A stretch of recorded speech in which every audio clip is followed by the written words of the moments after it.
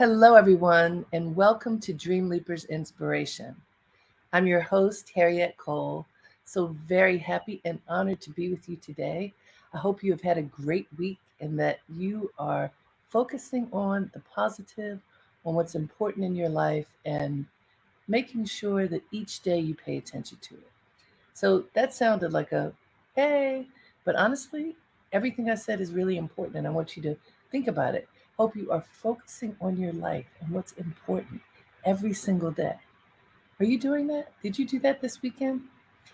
Just before the broadcast began, I spoke to my assistant and asked how her weekend was, and she was not online.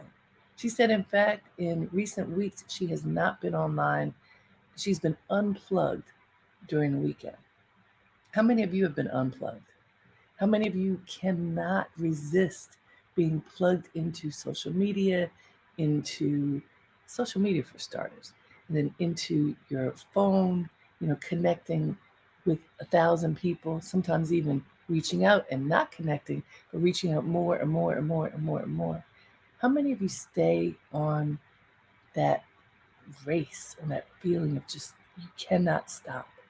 Even when you have time in your schedule that presumably is for a pause. I think if you tell the truth, you will recognize that it's many of us, if not most of us, do that at least sometimes. But hearing from Valen that she stepped off, she has stepped off not just this weekend, but a few, to just be, to, and it doesn't mean her life isn't busy, but one less thing, being unplugged and being fully present makes a huge difference. So I want to challenge us to think about getting unplugged, even if it's just for a few hours a day. As I talk to people, I learn many people pick up their device before they pick themselves up out of bed in the morning. And there's a constant challenge between what's going on in their world and what's going on in this world that takes you to so many different places, the world outside of yourself and in connection with who knows what other ideas, um, other people's lives, and things that can clog your mind, your spirit, and your potential for staying the course, whatever course you have put yourself on.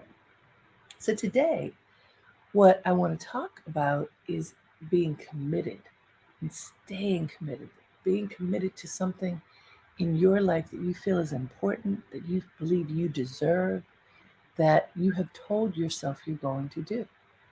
And I wonder, I'm asking each one of you, how often do you honor your commitments? Now, you don't have to tell me, because if you try to tell me, you're probably going to say something that sounds a little bit better than whatever is true. So you're not telling me, you're telling you. Ask yourself, how often do you honor your commitments? Let's just look at one day. So we're in today. Let's look at yesterday. Yesterday, what did you say you were going to do when you began your day? What was on your list of commitments that you were going to make? Think about it. In the morning, in the afternoon, in the evening, commitments to other people, commitments to tasks that were important, so important that you either wrote them down or made a mental list. What did you commit to doing yesterday, and what did you fulfill? Those are two lists, or one list with a column in it about fulfillment. Ask yourself, what did you commit to doing? What did you fulfill? And then, what did you not fulfill? And were you conscious of fulfilling commitments that you made and of not fulfilling them? And I ask that because sometimes the day goes by and we go, oops, I didn't realize the day went by and I didn't do this really important thing that I said I was going to do. Sometimes the day goes by and we get to the end, yeah, I didn't do that thing, but I made a decision at a certain part during the day that I was going to have to take something off my list for the day, and I chose this. And so, yeah, I'm not surprised that it's there. I knew it was going to be there because I put it on the back burner. I told myself, this I have to do another day. Commitment. How do you manage your commitments? And what happens when you manage them well or not? I'm going to give you another example. This weekend, just this past weekend, I drove to Baltimore, where I'm from. But why I went, the main reason that I went was to go to the wedding of a former intern of mine who has remained close in my life. And of course, I'm from Baltimore, and my love reason was to go see my mother and my family. But I knew how intensely busy my schedule had been, and even though Baltimore isn't that far, it's a drive. I knew my husband couldn't go, so I was going to have to drive on my own. And so I kept vacillating in answering my dear intern's request for me to come to her wedding. And my assistant very lovingly, but with a good nudge, kept saying, did you respond yet? What are you going to do? Are you going to go? Did you respond yet? And why did she do that? Because I asked her to. I don't like leaving things on the list unattended. But I had the conflict having nothing to do with her and how much I care about her, having to do with managing my schedule. And then I had to listen to my heart and also listen to my own advice. You don't want to wake up every day and go, oh, I didn't attend to that. Oh, I didn't respond to that. Oh, when am I going to do it? That is not a good feeling on the inside. And it's not just not a good feeling for me or you. It's not a good feeling for whoever's on the other side of it waiting to hear back from you. Because then all kinds of questions come in. You know, I know she cares about me. Does she care enough to come? That was never an issue. But somebody could feel that if you're not responding. Practical. I have to make a decision for the food, for the table count, for, 'cause it's not usually the ceremony, but it's the reception. It's about organization, money, planning, and somebody who's late in responding in answering a commitment simply to answer the question, are you coming or are you not coming? My tardiness had an impact on her. Now, I responded in time, and I'm so grateful that I went. But I'm mentioning this because you could have had a situation where, for whatever reasons, even if you think they're valid reasons, you were slow to respond to something important in your life. What happens internally when you are slow to respond, and what happens externally? So, this example for me of this lovely young woman's wedding and my delay in responding, there were so many emotions and experiences tied up in it, and I bet you can relate, even if it's not a wedding that you might have been tardy for. The feeling of not being responsive, of being conflicted over, do you have enough energy to complete this task? The feeling of pressure to make a decision and move forward and ensure that the person on the other side is feeling honored and loved. So when you don't respond, when you don't fulfill your commitments in a timely manner, all kinds of other experiences, emotions, actions occur or inaction. And there are effects to that. There's spiritual and psychic effects. There can be monetary effects, all kinds of things when you don't honor your commitments in a timely manner. In this case, I want to say I did honor my commitment. I found the energy and resolve to go. It was beautiful. I'm so glad that I went. And she was glad that I came, even though I was a bit tardy in responding to her. And never mind, in her case, her wedding had been delayed, postponed for 2 years because of COVID. So, for all of the reasons, there was joy that I was able to come, others were able to come to witness this beautiful ceremony. And for me, it took the time it took to figure out how I was going to make it there, but I think I would have felt a lot better had I decided sooner. So that's my story. I share it because I know that when you listen to others' stories about whatever the challenges that you might be facing, it can be easier for you to imagine yourself in that situation sometimes than to first look head on at yours. So that is one example of many that I could give you about myself.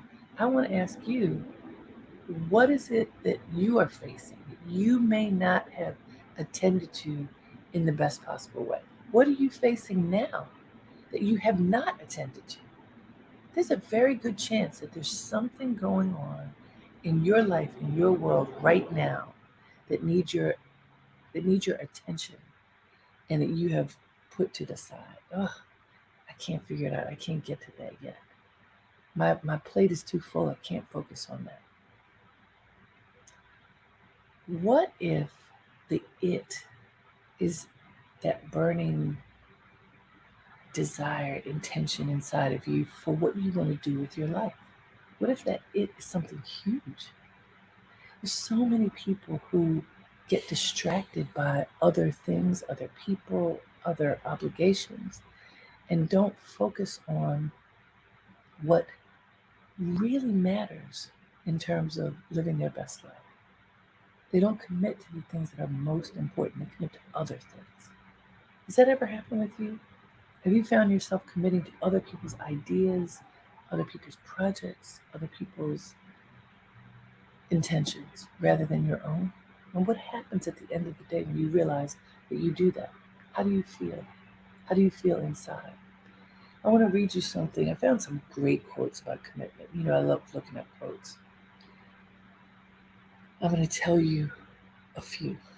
So, the simplest one is from the philosopher Jean Paul Sartre, French philosopher, who said, "Commitment is an act, not a word."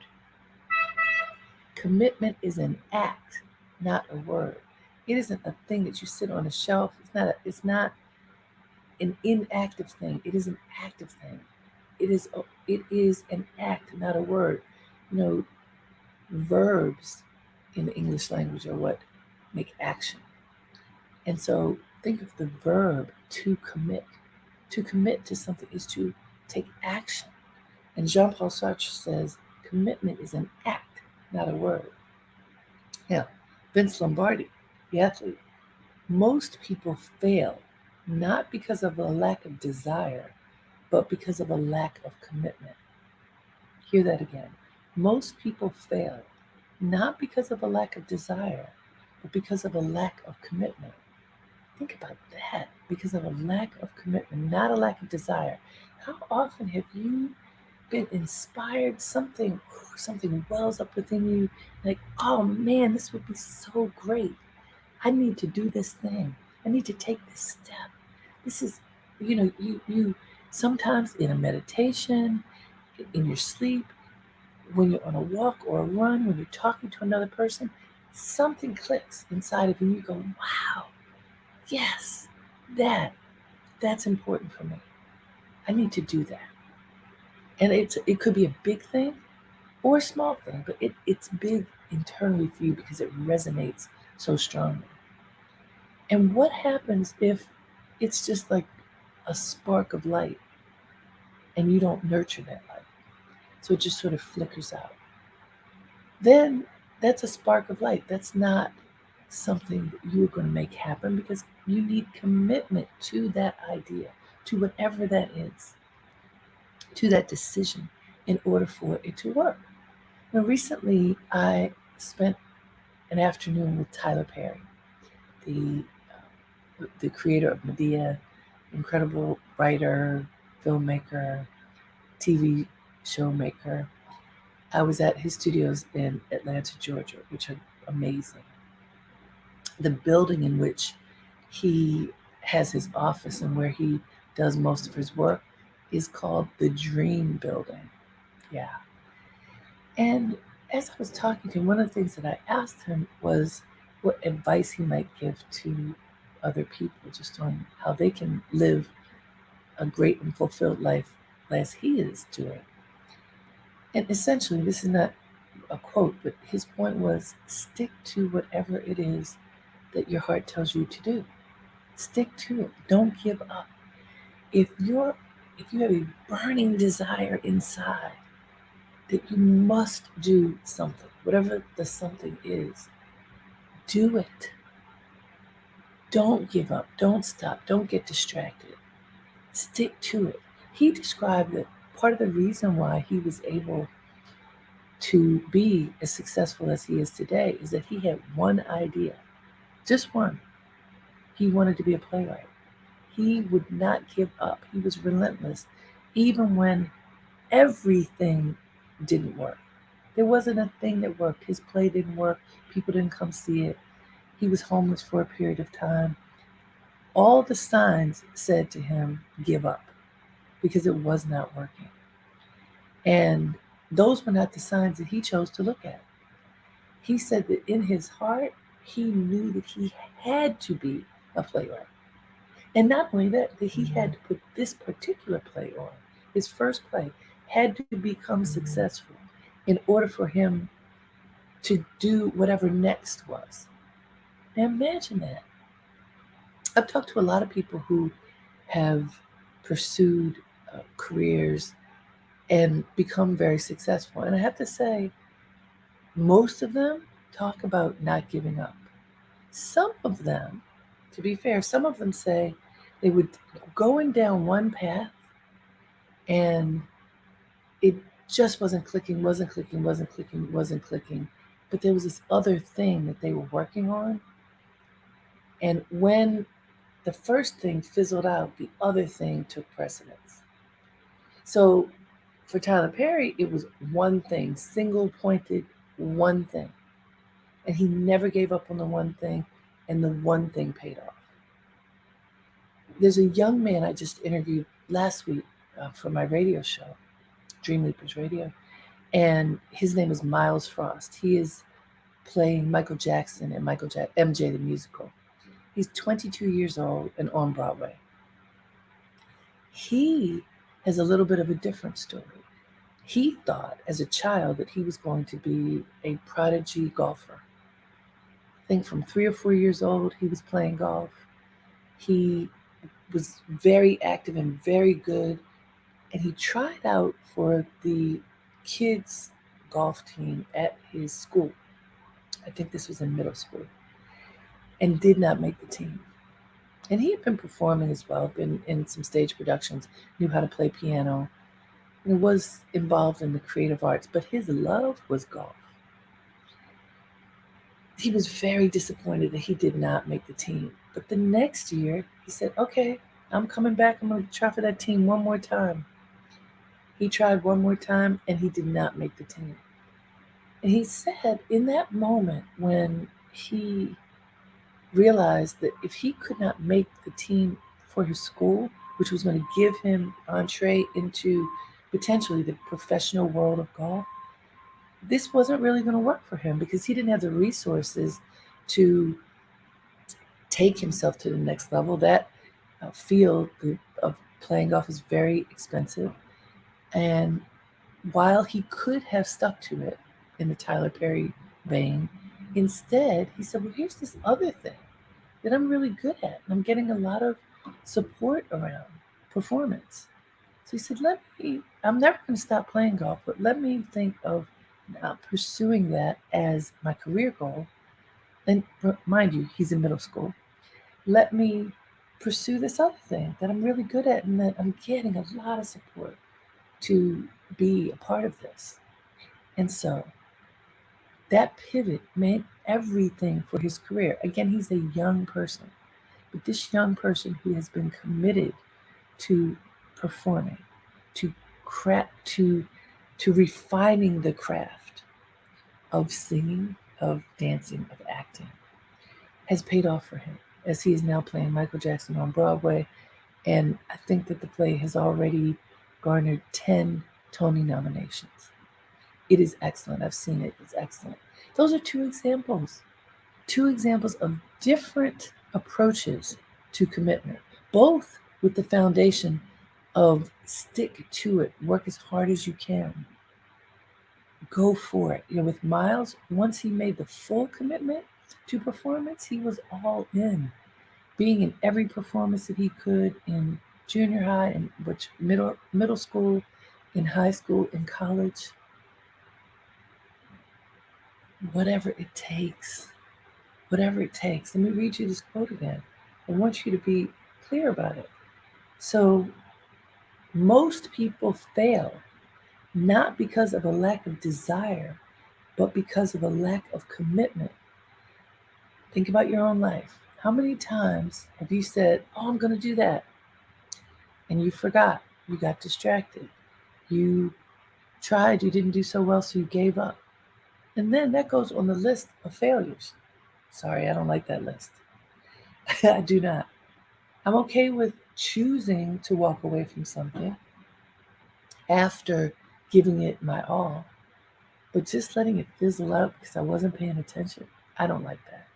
I prefer making the commitment, staying laser focused on it, putting the time and effort in on a daily basis, watching it nurture or not, and then making a decision, an informed decision, based upon all of the factors that you have determined to be factors for success or not. That's when you are conscious and intentional about whatever it is that you're doing in your life. And if you're not being that, you're going to end up at the end of the week, the end of the month, the end of the year, the end of your life going, "Oh, I wish I'd done that. Oh, I could kick myself because." I want to have as few of those on my list as possible. I feel confident that you don't want that on your list either. You don't want a whole list of regrets. I coulda, woulda, shoulda, as they say. You don't want that. You want successes, small victories that can lead to big victories. Think about when you were in school. The thing that I like about school is that you get rated on a regular basis so that you can assess how well am I doing in this particular area? What do I need to learn? What do I need to go back and pay closer attention to? What are the refinements that I need to engage in order to do as well as possible in this particular area? That's what school does. It lets you know you're doing great. You get an A. You're doing pretty good. You're getting a B. You're doing okay. You get a C. You're really not doing well. You get a D. You are failing miserably. You get an E or F, whatever it is. I never got one of those. What happens after school? What happens in life? How do we get measurement of what we are doing and how well we're doing it? Well, if we pay attention, the measurements come all the time. At work, at least once a year, there's an evaluation. And my friend Paula Madison said to me once, you should never go into an evaluation unsure of what's going to be said. You should know where you stand in your company because you are constantly in relationship with whoever your peers are and your boss so that you are able to hear and understand where do I fit in? How am I doing my job? Where do I need to work to be better? What am I excellent at doing now? You know, are they planning to keep me or is it time for me to go? She said, you absolutely should never be in a situation where you walk into an annual review, a quarterly review, whatever the review is, unclear about where you stand. But in order to be clear, it means that you have to be engaged and you have to have courage to ask questions and check in and to learn, oh, do I need to work on this? What are the improvements I need to make? What do you need in order for me to do the work that this department, this company requires?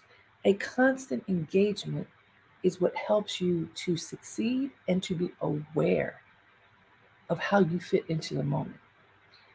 So, the grading system that exists when you're in school, you need to create for yourself in life.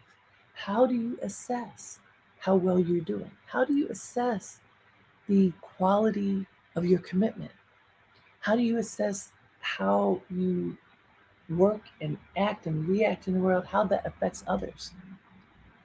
I think it's by paying attention and asking questions and checking in. Now, it is checking in from a point of confidence and true desire to learn, not out of a contracted feeling of, oh, I don't know if I'm good enough. You have to have confidence. Even if the confidence is in knowing that you need to learn more, knowing that I need a class, I need a lesson in this, I need some tutoring, I need some mentoring. But with confidence, you can go forward and say, I need help in order to be excellent at this. To your manager, can you help me figure out how to get better at this?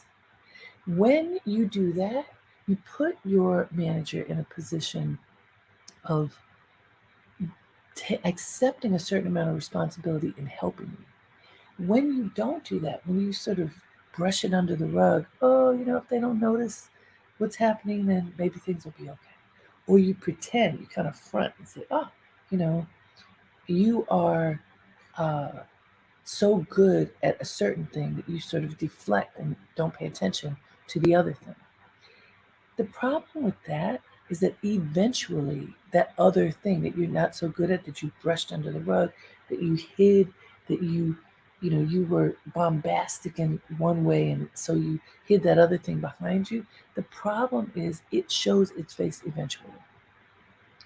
And if you have taken so much time to hide it, chances are, of course, you haven't cultivated it. You haven't worked on it. You haven't committed to doing better at whatever that thing is. And then the weakness in you, the challenge in you grows. Even if you have it hidden, it grows because you haven't nurtured it and tended to it and worked to refine your understanding, your skills. I hope this makes sense to you. It's true. It's annoying that it's true. But if you don't work on the things that you're not good at, they don't get better. Now, we know this.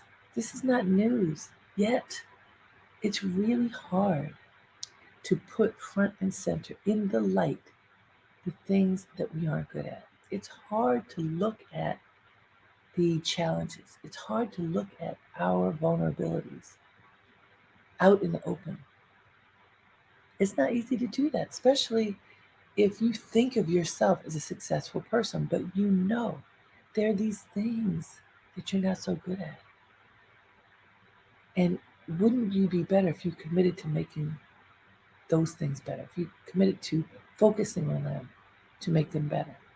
Yes, you would feel more uplifted and fuller if you did that. And similarly, because this is Dreamleapers, similarly, if your dream is something that is on the back burner because you don't have time, you don't believe in it enough to put it on the front burner. Your list is so long, you'll get to it eventually. If your dream is sitting back there, on ice, waiting for your attention, I want to challenge you and say, look ahead and bring it with you. Commit to paying attention to your dream. Commit to nurturing it. What I believe is 1 hour a day. 1 hour a day, I promise if you spend 1 hour a day paying attention to, committing to your dream, something is going to come of it in a short period of time. If you feel like you can't do 1 hour a day, I actually say commit to that anyway, because then you have a better chance of doing it 3 or 4 times a week than if you say I'm going to commit to it 3 or 4 times a week. The point here, commit to yourself. Commit to your ideas, to the greatness within you. Commit to doing something consistently that fulfills your spirit. What is that? I can't say, but you can. What is that voice inside telling you should work on? It may be practical, like fitness. That's on my list, to work to be more fit. That's one of the things on my list. But that one thing, if I don't work on it every day, at the end of a month, I'll be like, oh, I wish. So therefore, I'm working on it every day. I also have creative projects that I'm putting to the front of the list that I was feeling so busy I didn't have time to work on. What about you? What's on your list? Write it down. Put it on a sticky on your computer. Put it on the refrigerator. Put it on the bathroom mirror. Wherever you need to put it so that you will not forget, so that you make it a priority every day. Choose one thing to make a priority every day. Pay attention to it every day this week. Can you promise yourself that?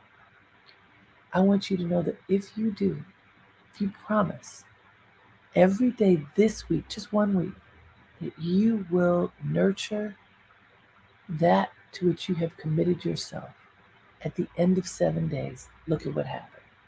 All right, everyone, we're making a commitment. Starting today, for the next 7 days, 1 hour each day toward your commitment to yourself. Okay? Promise? It's a promise to yourself. It's a worthwhile promise. If you commit to it every day, you will manifest it. And you will be so proud of yourself and so grateful. I look forward to hearing how you're doing that. Until we connect again, namaste. Have a great day and make it count.